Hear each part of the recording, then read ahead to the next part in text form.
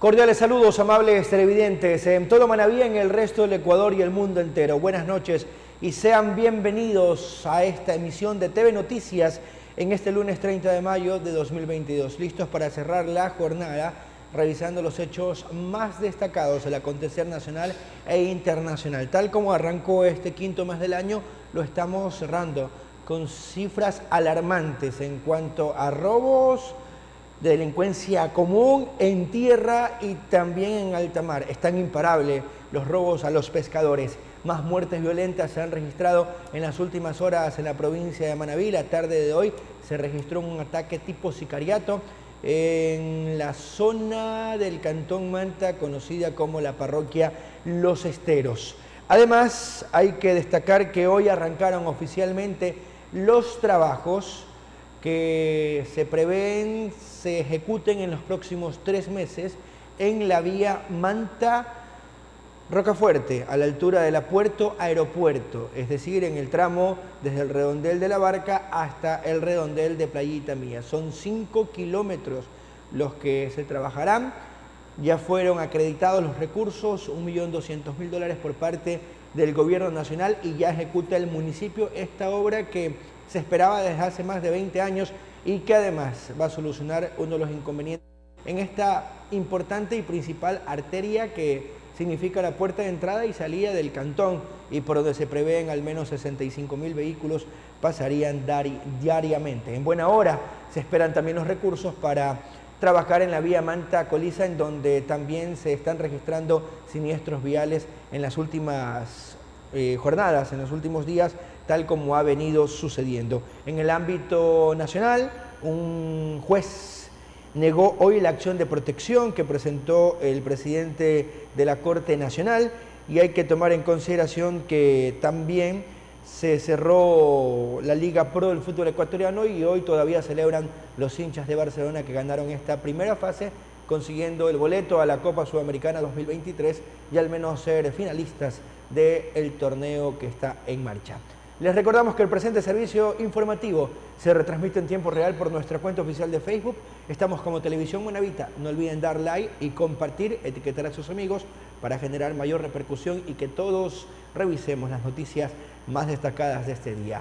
Arrancamos con temas nada alentadores en los relacionados a la inseguridad en la que vive el país, ya que un nuevo ataque tipo sicariato se registró en el Cantón Manta la tarde de este lunes, en la parroquia Los Esteros. Un hombre de 21 años, identificado como Joel Castromero, quien se transportaba en un auto marca Chevrolet modelo Aveo, fue ejecutado mientras hacía reparar el automotor en un taller. La víctima estaba acompañado de un familiar de sexo femenino, quien salió ilesa del ataque. El crimen se registró en el barrio El Paraíso, cerca de las 16:15, entre la calle 120 y avenida 106. El cuerpo del hoy occiso fue trasladado hasta el Centro Forense de Manta para la necropsia de ley respectiva y que sus familiares retiren el cuerpo. El hecho ya está siendo investigado por parte de la Policía Nacional y las cifras ya ascienden a más de 150 muertos en lo que va del año en la provincia de Manabí. Y presten mucha atención porque este 11 de junio en el Cantón Riobamba, las organizaciones sociales y campesinas del Ecuador se unirán para definir una gran marcha nacional en rechazo a la política económica que impulsa el gobierno de Guillermo Lasso Mendoza. Nosotros estamos programando para el día 11 de junio una reunión en la ciudad de Riobamba, donde vamos a programar un encuentro nacional, para que en ese encuentro nacional vamos a resolver las acciones a tomar. Nosotros consideramos que este mes de junio es un mes de las movilizaciones que se anuncian por el lado de la CONAIE, por el lado del FUC, por el lado de quienes estamos en el Seguro Social Campesino, porque no puede ser posible, si no hay fuentes de trabajo, si no ha cumplido con aquello.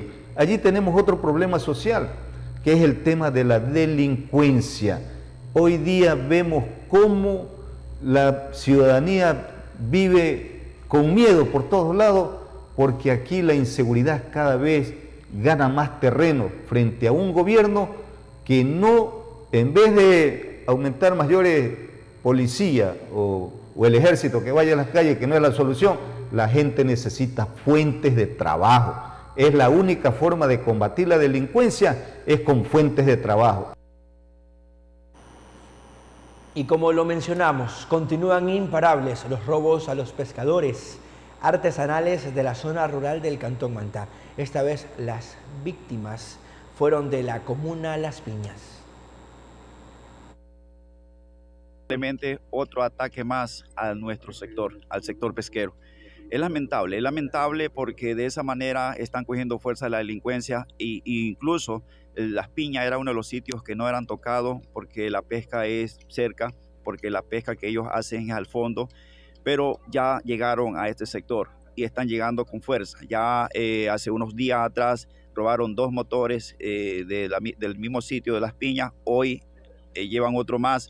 Claro que el compañero pescador estaba haciendo sus actividades saliendo de aquí del puerto de San Mateo, pero es lamentable. Parece ser que en el momento que iban calando, llegaron los delincuentes y no le dieron chance a salir huyendo, y mejor que no lo haga, porque ese es uno a veces de las dificultades del pescador, que los motores no están en condiciones de salir huyendo. Ellos andan con buenos motores, 2 motores en la lancha, y lo van a alcanzar y les pueden incluso quitar la vida. ¿El perjuicio cuál fue? El perjuicio fue que se le llevaron el motor. Sí, el motor, bueno, gracias a Dios, ellos están bien de salud, no puede ser que no pudieron resistencia, pero ese no es el motivo, el clamor del pescador es otro. El clamor del pescador es que la autoridad se ponga al frente, que la... Vamos con otro tipo de información. La Dirección de Desarrollo Social del municipio de Portoviejo, la capital de Manabí, se encuentra ejecutando programas que van en beneficio de dar solución a la desnutrición crónica infantil. La Dirección de Desarrollo Social del Gobierno Autónomo Descentralizado de Portoviejo, dentro del Plan 2035, cuenta con una dimensión social que tiene como objetivo estratégico la reducción de la brecha de inequidad social. En ese sentido, existen programas que tienen que ver de forma directa con los grupos prioritarios y las situaciones de vulnerabilidad, así como indicadores tácticos que se deben de cumplir, los mismos que están anclados a un plan operativo anual que generan recursos y a un plan de acción que presentan estrategias como hitos claros. Así lo dio a conocer Freddy Salarriaga, director cantonal de Desarrollo Social de Portoviejo. Tenemos 7 planes de acción. Un plan de acción para disminuir la desnutrición crónica infantil, un plan de acción para trabajar con el Ministerio de Educación en un proceso de educación integral, un plan para trabajar en los adolescentes, sobre todo el fomento del deporte, actividades deportivas, y también en los jóvenes que pueden tener situaciones de riesgo para prevenir discapacidad, obesidad, hipertensión, diabetes. Recordemos que la primera causa de discapacidad en adultos podría ser el accidente de tránsito, pero la segunda también pudiera ser las complicaciones de las enfermedades crónicas, ¿no? Tenemos un plan para la atención integral del adulto mayor, y del lado de la protección tenemos 3 planes: el plan de prevención de la violencia, un plan de atención a personas con discapacidad y un plan de atención integral a personas en movilidad humana. Además, Salarriaga indicó que cada plan cuenta con su propia estrategia, cronograma y también con aliados estratégicos, entre ellos el Ministerio de Salud Pública, mediante el cual se ha firmado un convenio marco por 4 años con el fin de ejecutar todas estas temáticas. Tuvimos un pilotaje con 412 niños que tenían desnutrición crónica infantil de 0 a 5 años. Se logró reducir allí en 60 niños, llevarlos a peso normal, y en más de 120 niños tener una mejora del estado nutricional tanto de peso y talla. ¿Por qué es fundamental invertir en desnutrición infantil? Porque no solo afecta la talla y el peso, sino sobre todo el desarrollo neuronal del niño. De la misma manera, el funcionario mencionó que Portoviejo tiene una población proyectada de alrededor de 29.000 niños de 0 a 5 años. Solo hasta el año 2021, poco más de 21.000 niños se les evaluó su peso y talla, de los cuales se conoció que 1.418 niños sí tienen desnutrición crónica infantil en el cantón. Estamos trabajando, decirte por ejemplo que hay una data clara hasta abril. Nosotros hemos intervenido en 700 niños, y ya en lo que es desnutrición crónica severa, que es un estándar -3 para la edad, una reducción del 26%, lo que es reducción moderada, una reducción de desnutrición moderada de alrededor del 30%, ya algunos niños pasaron a lo que es bajo peso de riesgo, y ya nosotros tenemos 85 niños hasta abril, y el dato actualizado hasta ayer son 107 niños que ya han logrado tener un peso normal. Del global de 1.418 niños que presentan desnutrición crónica infantil en Portoviejo, existe una alta incidencia en 4 parroquias del cantón, que juntas suman el 60% de los casos. Entre ellas están Andrés de Vera, Picuazá, Crucita y Francisco Pacheco. José Cusme, Televisión Manavita. 19:17, regresamos con más y gracias por seguir en vuestra sintonía. Bienvenidos al espacio de entrevistas. Vamos a conocer detalles en avances tecnológicos y la importancia de implementarlos para mejorar la capacidad de respuesta en acciones de peligro, principalmente en aquellos relacionados en el ámbito de la seguridad. Nos atiende Lisette Moreira. Ella es la gerente de marketing para Sudamérica y México de ITERA. Lisette, qué gusto, qué placer, bienvenida. Cuéntenos de qué se tratan estas cámaras corporales y cómo funcionan. Buenas noches. Hola Carlos, mucho gusto y gracias por el espacio. Bueno, contarles un poco de qué se trata la tecnología de recolección de evidencia gráfica en el ámbito de la seguridad pública y en el ámbito de la seguridad privada. Lo primero, estas cámaras son básicamente dispositivos que graban video, pero con ciertas características especiales, de manera que funcionan como una evidencia también en caso de determinados percances. Ocurre mucho que algunos oficiales de policía, que gente que está en el trabajo diario con personas, se enfrenta a situaciones de emergencia, se enfrenta a violencia incluso. En lugar de utilizar un celular para hacer una grabación doméstica, podemos depender de una grabación que tenga pruebas antimanipulación, que tenga encriptación suficiente para comprobar la fidelidad del video. Esta es básicamente una solución de Bodycam que tanto nuestra marca como la tecnología a nivel global de seguridad pública y de seguridad privada está empezando a implementar.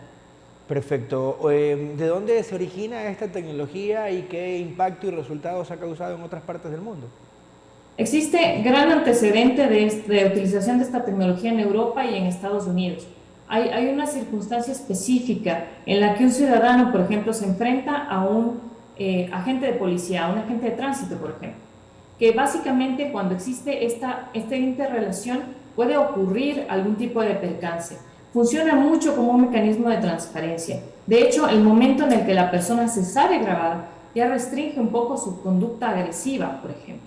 O también pues, nos puede servir como una manera de demostrar cuáles fueron las circunstancias reales en un caso de un juicio, en un caso de algún percance, incluso de alguna situación mayor, que se viralice un video. Entonces, lo importante también es tener una evidencia de parte de la autoridad que sea fidedigna, que sea confiable para enfrentar y tomar medidas de manera oportuna. Estos dispositivos también permiten una transmisión en tiempo real, con un video encriptado, con un video protegido, de manera que la persona que está siendo inculpada, la persona que está siendo involucrada en estos casos, pueda tener la seguridad y la confianza de que la grabación graba realmente la realidad de lo que ocurrió en la situación. Perfecto. ¿Y la facilidad para utilizarla, en qué grado lo podemos identificar y qué tan listas están para usarse o si ya se están usando en el Ecuador? En el Ecuador sí, ya se están utilizando en algunos sitios. Hay un ejemplo muy importante en agentes de tránsito en el austroecuatoriano y creo que ese es uno de los grandes antecedentes. Hay otras municipalidades que empiezan a interesarse y de parte de los expertos en tecnología lo que tenemos que considerar es que sea un dispositivo robusto, pero que tenga un sistema atrás que nos ayude a hacer una toma de decisiones efectiva. Con un buen sistema atrás tenemos la información de GPS, podemos establecer de alguna manera ciertos patrones de conducta y de criminalidad o de antecedentes, de incidentes que ocurran, de manera que recuperemos un poco la ciudad para las personas. Yo creo que ahí el tema más importante es la planificación y la toma de decisiones efectiva en el tiempo más adecuado, de manera que las emergencias se atiendan rápidamente. Y esto también en el ámbito privado. Por ejemplo, para medir la satisfacción de un cliente, para medir la operación, la llegada de una carga o de alguna entrega que tengamos que hacer. El tener una bodycam, una cámara testigo, nos sirve mucho para mejorar nuestra operatividad en el campo. ¿Cómo funcionan estas bodycams? Es decir, ¿la utiliza la persona, estratégicamente se la ubica en un lugar y qué tecnología utiliza para conectarse a algún receptor o un poco para entender los aspectos técnicos de la funcionalidad? Vamos a poner uno de los ejemplos más claros, un agente de tránsito. Las personas que conducimos a veces decimos, a veces cometemos alguna infracción y se nos acerca un agente y lo que quiere hacer es que se cumpla la ley. Pero existen algunos puntos álgidos en los que puede existir dudas sobre la operación, tanto a la persona como del agente. Entonces, la cámara básicamente graba del momento en el que hay el incidente o puede estar en una grabación continua. Atrás de una cámara, que puede estar conectada con un chip celular a un centro de control, que puede ser, por ejemplo, la central de la agencia de tránsito, se puede conectar el comandante, se puede conectar ciertas personas que están identificando cuáles son las condiciones de la escena, del escenario. Y de esta manera podemos dar recomendaciones, por ejemplo, al agente de tránsito de qué es lo que tiene que hacer. Y por otra parte, utilizar esto como una prueba. Ahora, en el caso de muchas de las cámaras que se encuentran actualmente en el mercado, se ofrece una gran variedad. Lo importante siempre es contar con el respaldo de la tecnología de estándares abiertos. En el caso de nuestra marca, se utiliza la tecnología Android, que es conocida por todos ustedes. Entonces, si ustedes manejan un smartphone, básicamente podrán manejar una de estas bodycam. Pero son especializadas en ciertos equipos o profesionales de algunas industrias importantes. Puede ser el tema de logística, puede ser el control aduanero, puede ser un agente de tránsito, la seguridad pública, que son usuarios que necesitan una tecnología un poco más robusta, más avanzada y sobre todo por los niveles de seguridad que esta entrega. Perfecto. ¿Y qué tan accesibles son en cuanto a costos? ¿En qué precios las encontramos en el mercado? ¿Y de qué forma podemos contactarlos a ustedes como empresa? Sí, bueno, contarles un poquito que nosotros como Hytera estamos ampliando nuestras operaciones en Ecuador. Nosotros somos especializados en tecnología y en radiocomunicación de estándares abiertos como Tetra, que empieza a sonar cada vez más en el país. Y tenemos nuestros canales de distribución en todo el país. Pero más allá de eso, nos pueden encontrar en www.hytera.la. Perfecto. Gracias por los criterios, Lisek. Muy amable. Muchas gracias, Carlos. Les vaya muy bien. Era Lisek Moreira, la gerente de marketing para Sudamérica y México de Hytera. Ahí los detalles en torno a las cámaras corporales o las bodycams que ya están implementándose en el Ecuador y que apuntan también a reducir o mitigar el alto índice delincuencial y la inseguridad en la que hoy vivimos en el Ecuador. Hacemos una pausa, pero continúa con nosotros porque hay más historias por contar y otros temas que desarrollaremos aquí en TV Noticias, en la señal de televisión Manavita. Estamos de vuelta, gracias por seguir con nosotros en la señal de televisión Manavita. Vamos enseguida a hablar del ámbito médico y alguna de las enfermedades que tal vez no son muy comunes, pero que será importante conocer a profundidad recomendaciones por parte de los especialistas, justamente para evitar y prevenir y también saber cómo reaccionar ante la posible presencia, mucho más cuando a raíz del COVID se ha hablado tanto del sistema inmunológico, porque recordemos que la esclerosis múltiple es aquella enfermedad que genera daños nerviosos, degrada la cubierta de protección de los nervios a través del sistema inmunológico. Pero vamos a conocer más detalles en el ámbito técnico y desde el criterio profesional. Nos acompaña la doctora Lisek Dávila. Ella es médico general y trabaja en el manejo de la EM, de la esclerosis múltiple. Doctora, qué gusto, qué placer, gracias por atendernos en términos generales y para conocer en detalle de qué se trata esta enfermedad. ¿Podría orientarnos? Bienvenida, buenas noches. Claro que sí, buenas noches, Carlos Luis. Es un gusto para mí poder acompañarles esta noche para contarles un poquito acerca de esta enfermedad tan importante que es la esclerosis múltiple. Y bueno, para empezar, contarles que esta enfermedad ha caído en el grupo de las llamadas enfermedades raras o enfermedades huérfanas. ¿Y por qué hay este grupo de enfermedades? Porque son enfermedades que en realidad no tienen una prevalencia alta en nuestro país, pero son enfermedades que tienen un impacto importantísimo en la calidad de vida de los pacientes. Así que es muy importante para nosotros hablar de ella, darla a conocer sobre todo hoy que estamos celebrando el Día Internacional de la Esclerosis Múltiple a nivel mundial. Perfecto. Sabemos que la esclerosis múltiple genera el daño de los nervios e interrumpe la comunicación entre el cerebro y el cuerpo. ¿Hay casos en qué porcentaje en el Ecuador? ¿Qué tipo de cifras tenemos como para identificar la magnitud del problema y lo que representa para la ciencia? Claro que sí. Bueno, en nuestro país la prevalencia es baja.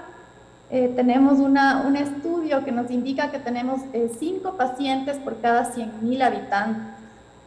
Sin embargo, hay algo que llama mucho la atención en esta enfermedad es el subdiagnóstico. Es una enfermedad compleja, difícil de diagnosticar, y si nosotros hablamos de esta prevalencia que les cuento de 5 casos por cada 100.000 habitantes, deberíamos tener en el Ecuador alrededor de 800 pacientes diagnosticados con la enfermedad. Pero actualmente los pacientes que están diagnosticados en nuestro país y algunos con tratamiento son 350 pacientes. Eso quiere decir que por ahí estamos sin diagnóstico todavía con un buen número de pacientes. Es por el desconocimiento que hay todavía de la patología y lo compleja que es.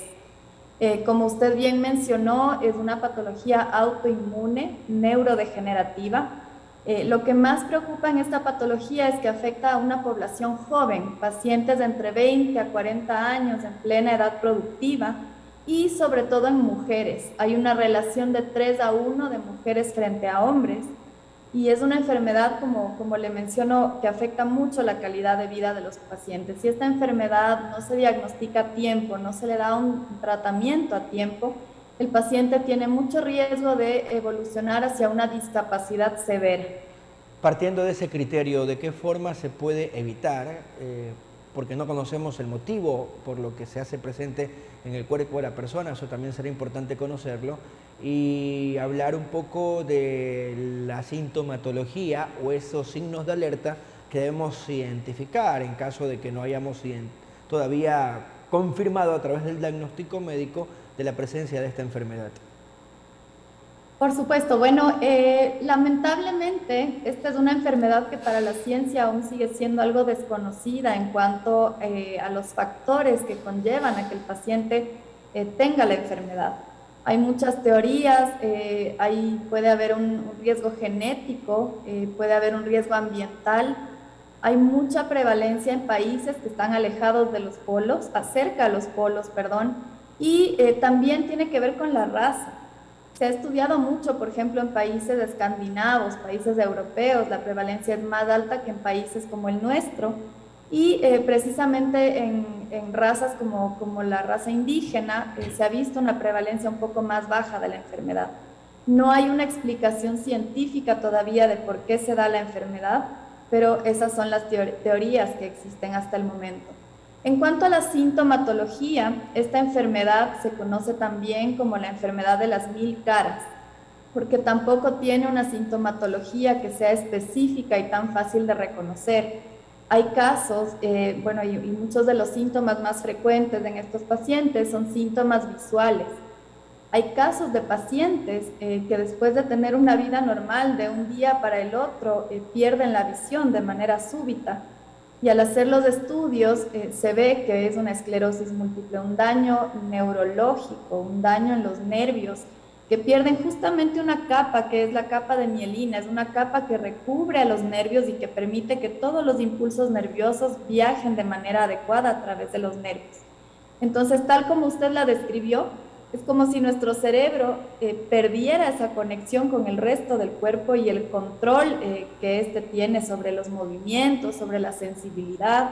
Hay pacientes que pierden la fuerza, totalmente perdida la fuerza muscular, la coordinación. De un día para el otro pueden perder inclusive el movimiento de extremidades. Hay muchos síntomas, son muy variados. Lo importante es que el paciente no deje pasar este tipo de síntomas. Yo creo que no solo en la esclerosis múltiple, pero por un tema cultural, los pacientes, y me incluyo porque me ha pasado, solemos tener cualquier síntoma, no le hacemos mucho caso, no vamos al médico, no nos hacemos chequear y muchas veces acudimos cuando ya el síntoma nos causa trastornos severos y que no nos permiten tener una calidad de vida adecuada. ¿Qué tipo de estudios, cuáles son los primeros que debemos efectuar para identificar en qué situación se encuentra el cuerpo? Claro que sí. Bueno, lo primero y más importante es toda la clínica del paciente, ¿no? Los médicos, lo principal es hacer una historia clínica y examinar al paciente, los signos, los síntomas que tenga el paciente. Cuando hay una sospecha de esclerosis múltiple, el examen más importante que se debe realizar es la resonancia magnética. En la resonancia magnética, que es un estudio que nos muestra cortes del cerebro e imágenes súper claras, nos puede mostrar lesiones, se ven como puntos blancos, como manchas en el cerebro que nos indican zonas en que la mielina está siendo atacada por el sistema inmunológico y nos puede hacer pensar en una esclerosis múltiple. Perfecto. Doctora, es importante también conocer la realidad del país. ¿Se está trabajando para sensibilizar ante la presencia de este patógeno? ¿Cuál es la situación actual? ¿Qué instituciones están trabajando de manera conjunta con la ciudadanía, con la colectividad, más allá de la intención suya hoy de contarnos? ¿Se está trascendiendo con el mensaje? Eso es lo que estamos tratando justamente de hacer, Carlos Luis. Este es un tema de sensibilización a la población, de contarles de la existencia de la patología, porque como le digo, está catalogada como una enfermedad rara o huérfana porque tiene una muy baja prevalencia, pero al ser una enfermedad que impacta de manera tan importante la calidad de vida de los pacientes, es básico que hagamos campañas para poder sensibilizar a todos acerca de la existencia de la patología. Actualmente quienes se han unido también muchísimo para trabajar en este sentido son los mismos pacientes. Aquí en el Ecuador existe una asociación de pacientes de esclerosis múltiple y enfermedades desmielinizantes que trabaja de manera importante para poder dar a conocer la patología y hacer cambios también a nivel salud en el país. Porque lamentablemente este tipo de enfermedades, por ser huérfanas o raras, se quedan en el olvido, ¿no? Y son patologías importantes que necesitan medicación que es costosa, medicación que no es de muy fácil acceso, y justamente necesitamos que a nivel autoridades haya sensibilización y esa cobertura en salud que lamentablemente no todos los pacientes la tienen. Perfecto. Esperemos si se cumpla el objetivo. Doctora, gracias por orientarnos y entregarnos importantes recomendaciones en este diálogo. Buenas noches. Un placer, Carlos Luis. Muchas gracias. La doctora Lisette Dávila, médico general y quien trabaja en el manejo de EM, así se la denomina, a la esclerosis múltiple. Era oportuno orientarnos. Vamos a una pausa y continúe con nosotros. Gracias por seguir con nosotros. Más información y detalles importantes de temas de la actualidad a continuación en el espacio de entrevista. Nos acompaña vía telemática Ana Intriago, la directora distrital del Ministerio, el MIES. Con ella vamos a conocer un poco de las acciones que están ejecutando en estos 3 cantones de la provincia de Manabí y también cómo están articulando el trabajo con diferentes organismos y gobiernos autónomos descentralizados. Qué gusto, qué placer, estimada directora, bienvenida a TV Noticias. ¿Cómo evaluar este ya casi primer semestre del año y hacia dónde se han enfocado las acciones a lo largo de su gestión? Bienvenida. Muy buenas noches, público televidente, y darles las gracias por este espacio que nos está dando para que la ciudadanía conozca los servicios MIES.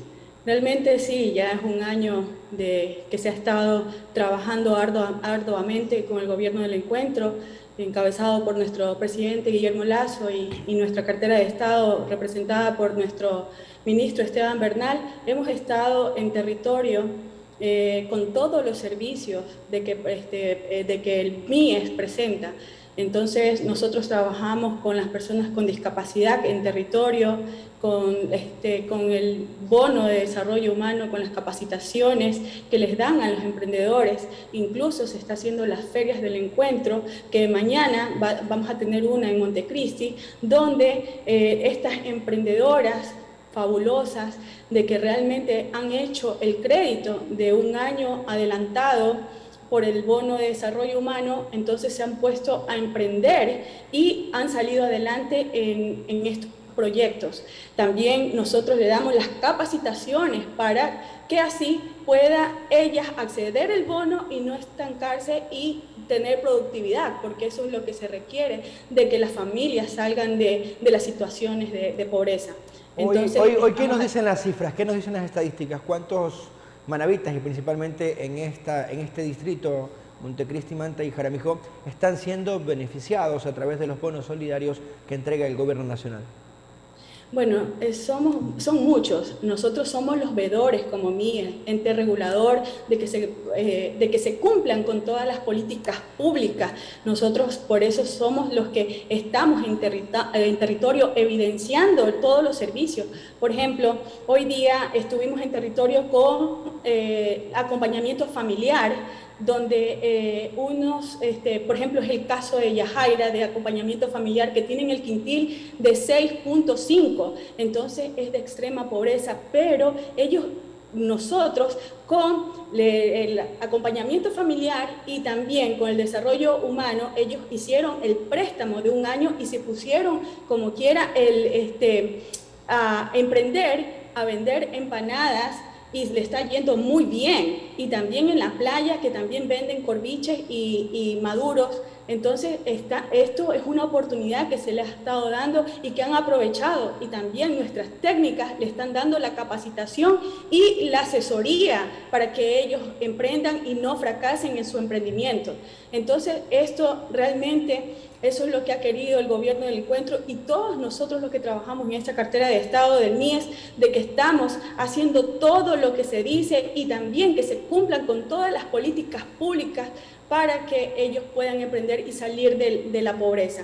Entonces es algo que nosotros estamos evidenciando, y por eso es que se dan estas ferias del encuentro, que mañana vamos a tener en Montecristi a las 9:30 en la Plaza Cívica una feria de emprendimiento donde jóvenes también están emprendiendo, se están sumando a esta linda causa de salir adelante, y también estamos nosotros emprendiendo con estas madres que tienen empuje, ñeque de sus esposos, de sus familias. O sea, es un negocio familiar. Se han unido muchas de ellas también para poner unas tiendas en conjunto, o sea, como socias, y esto es muy bonito. Ellas se capacitan también en el tema de YouTube, están viendo cómo se hacen. Por ejemplo, la semana pasada estuve en territorio viendo cómo unas tazas tan bonitas, con diseños tan especiales, o sea, han emprendido, y en estas ferias se encuentran muchas personas de que han puesto unos negocios, por ejemplo, de ropa, y hay al lado, ejemplo, estampados. Entonces, entre ellas se están conectando y se pasan los contactos para así trabajar y salir adelante. O sea, son emprendedoras. Y por eso estamos nosotros apoyando 100% con las capacitaciones de las ferias del encuentro y de las personas que han adquirido el bono por 1 año. En buena hora que sea así y que el balance sea positivo en cuanto a los resultados a través de estas ferias. ¿En qué otros cantones se ha efectuado y con quién se coordina la realización de estas ferias? Un poco para dimensionar quiénes están justamente colaborando con esta iniciativa. Bueno, realmente nosotros estamos trabajando en los 3 cantones, Manta, Jaramillo, Montecristi, todo lo que tiene que ver con ferias, con emprendimientos. Estamos en todos los 3 cantones trabajando a full. Por ejemplo, en Jaramillo también hemos trabajado mucho con el tema de acompañamiento familiar, con las personas de desnutrición crónica infantil, con nuestras educadoras de CNH que van a territorio, en casa, viendo que si, por ejemplo, dando ese servicio, esa educación a las madres para que los niños crezcan sanos, también de una alimentación sana. O sea, estamos trabajando a full. En Manta, Jaramillo, Montecristi, estamos dando lo mejor de nuestro trabajo en territorio, en las diferentes modalidades, como quiera, de esta cartera del Estado, que es de MIES. Entonces, nosotros estamos, por ejemplo, si hay un incendio, también acudimos ahí para que se activen todas las instituciones, por ejemplo, salud, riesgo, trabajamos con Gobernación, hacemos un equipo de trabajo total para que se activen todas las carteras del Estado. Por eso, si hay, por ejemplo, en Jaramijó es la desnutrición crónica infantil y estamos, gracias a Dios, saliendo de esos índices que estaban bastante elevados.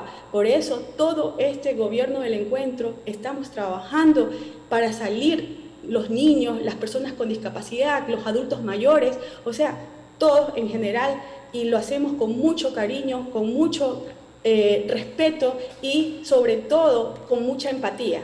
Tenemos un equipo muy lindo que es el distrito Manta, Montecristi y Jaramijó, que todas nos ponemos la camiseta del trabajo y del gobierno del encuentro. En buena hora, aproveche para reiterar la invitación a la ciudadanía, a la colectividad, para que sea parte de esta importante iniciativa que tiene a los emprendedores en el rol protagónico.